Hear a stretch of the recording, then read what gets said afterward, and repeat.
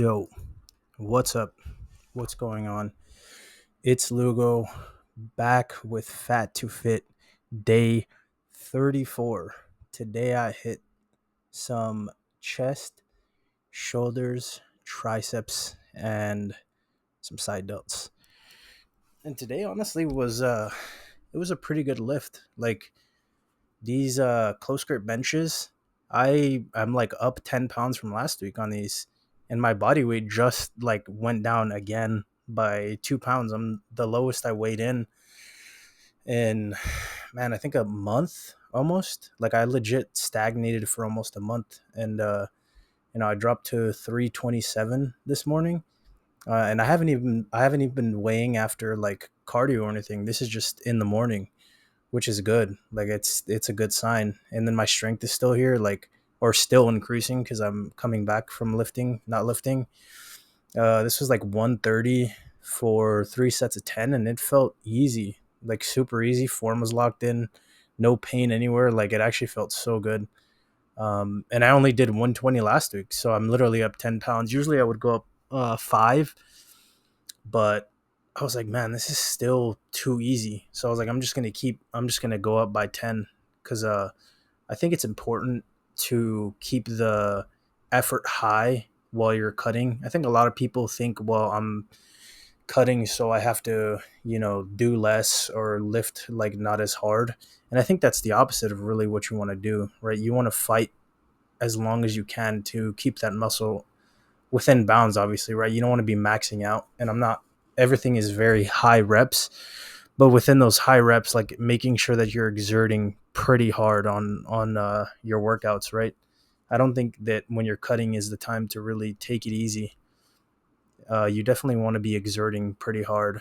So I'm just like trying to find a good weight, especially with these incline. Last week I did 115, and then I think I did a 120, and I'm still on like on these weights. I'm still getting 12 reps on the first set, and then like 10 or 11 and 10 I think I got today. And I want to be getting like 6 to 10. So like I want the middle to be like 7 or 8, so that way I could sit at the weight and progress with reps. But I'm just like, I keep getting stronger, like cuz I'm gaining my muscle back and my strength from not training for so long. Which I mean, I'm not complaining about, but I'm trying to find a good ground for these, especially incline. And I think the reason is this is so close to my close grip is because this is a relatively low incline, probably the lowest I could go and get something out of. So it's like, and it's normal grip, so it's just closer to my bench. But these behind the neck Smith, these feel really good. I think I was experiencing a little bit of pain when I started doing these first, but as well as my strength coming back, and you tell my mobility is coming back as well. Like my scapula mobility, my lats and stuff. Like I'm actually feeling super strong on these. I think besides my wrist being like a kind of a bad position on these, I think there was relatively no pain at all. Like it was just exerting, just the pain of or maybe not even pain, but just like the burning in my shoulders because this is actually targeting pretty nice. But I enjoy these. I think I'm gonna be sad when I go back to my gym because we don't have a Smith, man, and there are certain accessories that I think are pretty valuable when it comes to training certain muscle groups that are better on a Smith machine than they are on a barbell for anything, right? For muscle, for strength. And I think a few of those are in this workout, right? Like behind the neck Smith, I think is way better than barbell behind the neck. And I think JM press on a Smith machine is way better than barbell JM press. Um, I mean, in general, if you want to build more muscle, I think they're better, but I don't even think that the strength carryover to like regular lifts is that good where you would want to do these on a barbell instead because these are like JM press and behind the neck Smith press are two movements where I don't think they're really going to carry over to anything anyway. They're just like general strength and hypertrophy.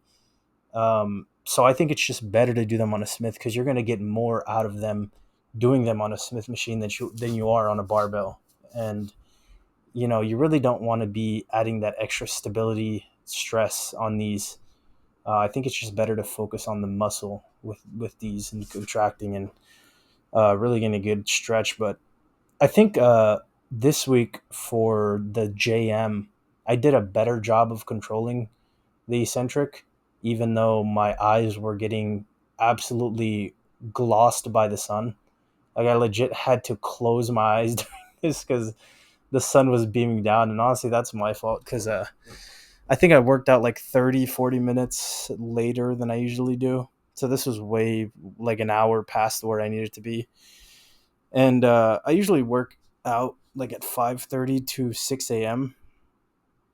And it's really fighting the sun, like actually fighting the sun for time because by 7:30, 8, I want to be done with all these movements and just doing like stuff that I don't really need to be laying down for because the sun just beams my eyes. But I don't really have a cover. Like there's no patio on here, so it doesn't really block my eyes. So my eyes are just getting unconsensually fucked by the sun, and it's kind of shitty. But I was like, whatever, man. I'm just gonna close my eyes and go slow. I know where my body needs to be on these. Keep the elbows tucked, drive them back, or drive them down, and just go slow. As much as this sucks, we're just gonna get through it. But it felt good. Like I'm feeling like I can exert pretty hard on these now, and hopefully not injure my elbow. Like they're not actually hurting. I think these also had a little bit of pain as well. These overhead easy. I'm still feeling a little bit of discomfort on these, but I'm hoping that it'll dissipate within the next few weeks. I think I went too heavy on these because I think the reason that I was feeling a little bit of pain was that it was too heavy for what I've done. I think this is like my second week back doing them, and I only did them for like a week before I took them out and added them back again because I got a little bit of a new cue where it's just like let your elbows drive out a little bit and let it sink in. And before I was trying to keep my arms too straight and tucked too hard. And I think with these French presses, you're kind of dooming yourself here if you like tuck too hard. I think it's okay to let your elbows track out a little bit, like flare out and let it sink into the middle. But it's fine. I think I got like 8 reps on the first set and 7. And I think this is like 60 pounds, so not too bad. I fell within the rep range, but my elbows were kind of just fried at this point, especially on the second set. So I was just trying to keep them safe. Finish off the workout with some dumbbell laterals, trying to really get them up there. I was okay with these, but at some point I started to feel like my left bicep started to get stretched out a little bit. I think it's because maybe I wasn't keeping my arms straight enough. As the reps went on, I started to like bend my elbow a little bit too much, and it was like straining my bicep, which I mean is not ideal, but I still felt a really good pump. You can see I got some new Versa grips that I got from here because I have a grip. Well, I don't have a grip problem, but I think with certain things, I honestly just don't care about grip. Like I train my forearms separately anyway, and even if it was some good amount of stimulus from pulling and stuff, I would still rather train them separately because I actually kind of enjoy training forearms. I do reverse curls and I do wrist curls, and they're growing, and I've never had a grip problem even using straps as much as I've done in my lifting career. I've never had a grip problem. And if I ever did, if it was like a deadlift thing, I would just hold singles at the top and lock out, do something more specific. So I'm not a strap hater. I'm a strap enjoyer. I think that they are very good and it adds a lot to your training if you use Versa grips and or straps. And especially when it comes to something like hook grip for deadlifts, I find that as soon as you get the technical proficiency to do hook grip, like you can actually perform it very well and know where to put your thumb at. The biggest thing is just skin quality of the hands, like when you're doing hook grip. I think a lot of people overuse it and like kind of stray away from using straps. And I think it's not a good idea for hook grip because that's going to lead to your like the skin quality of your hand just getting terrible, and then you're just going to rip it like when you're doing deadlifts, and then you're just going to have to use straps anyway. So if I'm doing deadlifts and I'm using hook, all I'll do is I'll do a top set and then one back down, and then the rest of my volume is with straps, because really what matters is the hand skin quality when it comes to hook grips. Already when you have the technical proficiency.